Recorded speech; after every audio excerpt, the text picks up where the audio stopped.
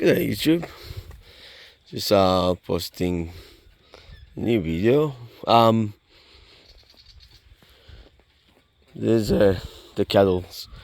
I noticed last week when I moved, one of them had a sore foot. So I'm checking all of them anyway. See how they are going. Good boy. All of them here. So they're getting up to mischief with the buggy. Hey, get off the buggy. Oi, big fella, get away. Shh. It's not chewing anything, licking everything.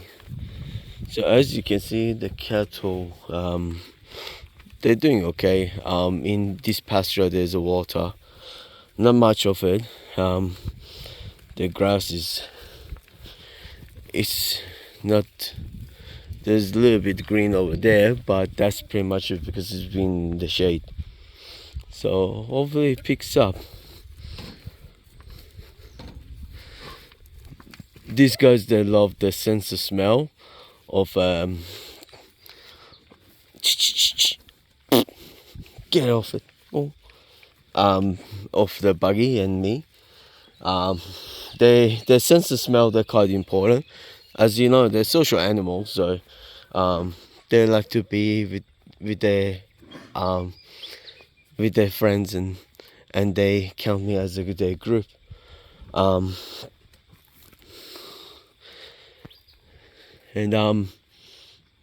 Yeah, just like checking on them is the best feeling. Walking along among them. And then you have to watch out where you go. Go. Sometimes they can back kick you. So that's why I use a stick and just extend my arm. So there's not much is just happening today. I'm just checking them overall and see how they are. And today is gonna be hot, so I just like be with them. After that, I just go for a drive, check the rest of the paddock. Like I had the tree fallen just there. I cut that up, and it was on the gate. We have to manage our farm. It's not like I want to cut down every single tree there is. We have to manage our farm and make sure our livestock is pretty good. That's pretty much it, just routine check. What I look for cattle: the way they walk, the face, the eyes, the body weight. Pretty much scan everything about the cattle. The most important thing, because as every day it changes automatically. Like you see, like what's going. Like one day they're good, next day something happens. So this way I can be top of my game and do what I need to do in the farm. So as I'm going behind, I want to check the backside as well. They can have a prolapse, and it happened to one of them, unfortunately. And I called the vet. This is a long story, but I called the vet the first time when I saw it, and then by the time the vet came and he sucked it back in, and I go, how the hell is that possible? Prolapse, for humans, I know for a fact that's impossible. And then after that, the vet came and she goes, let me try, and she couldn't find it, and we couldn't figure out which one was. And then after that, again, after the 1 week later, that happened. And then so we called up, and the vet came, and she said, "Don't worry, we would put it back in and stitch it up and stuff like that." Um, and I told my father-in-law, because he has a cattle farm in South Korea, and he goes, "Oh, you do know that stuff. They fix it, but it keep coming out. Once it come out, it's stuffed." And I said, "I'm not so sure about. Let's see." So anyway, the vet, she's trying to put it back in, and she said, "Wait a minute, this thing is like pretty much it was shredded by the it exploded." Um, and so yeah, we have to call up and get it butchered. We have to call up Nakuri to come pick it up. So unfortunately, I lost that one, and I lost one of them actually in these bushes. Just through there, I noticed one of my cattle was staying there by himself, and when it's by himself, most of the time is a bad news, because that means they're not feeling well, and they don't want to be the rest of them, because they're social animals. But when they get sick, then just let them be. It's like when we get sick and someone goes, "Are you okay? Are you okay?" And he's just like, "Please leave me alone. I need to just keep myself okay." So anyway, and I saw him, and I walked up to him. As you know, they quite good with me, and then I said to him, "Get up," and he a little bit struggled. Then he got up, and I saw him. He's walking funny. He's looked like he just got out of the hospital, pretty much on heavy medication. Like, what the hell? And I said to myself, "Nah, no, not this one. You know, like you cannot get bitten by a snake." Unfortunately, it did.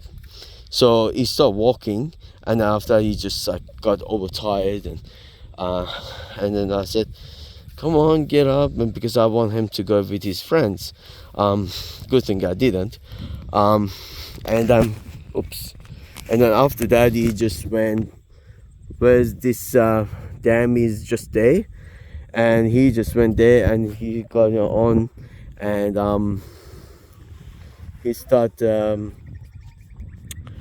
pretty much lying down in the water, trying to keep himself cool, because as he walked, his body was overheating, so he's trying to cool off. Then he's trying to get out. We got him out, just on like his ass was pretty much in the water and on water, but his most of body was out, and we kept him like that to make himself cool. And I was thinking to give him 7 in one shot. So normally that stuff is pretty good when the cattle they feel down a little bit. With the sometimes they need extra boost in a way. Um, then then after that we came back, and he pretty much passed away, unfortunately. So it can happen. We're always trying to do the best ways, and even asked the vet, would it be something that I could have prevented or do it? And she said, unfortunately, we can't.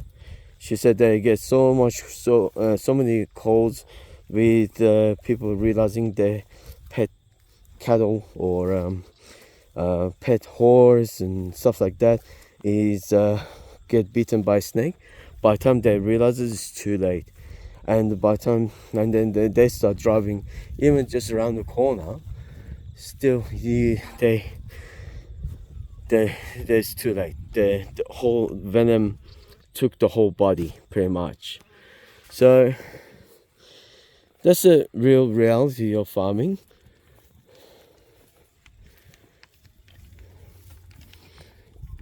But we're always trying to keep our chins up and keep our animals safe. And it's great.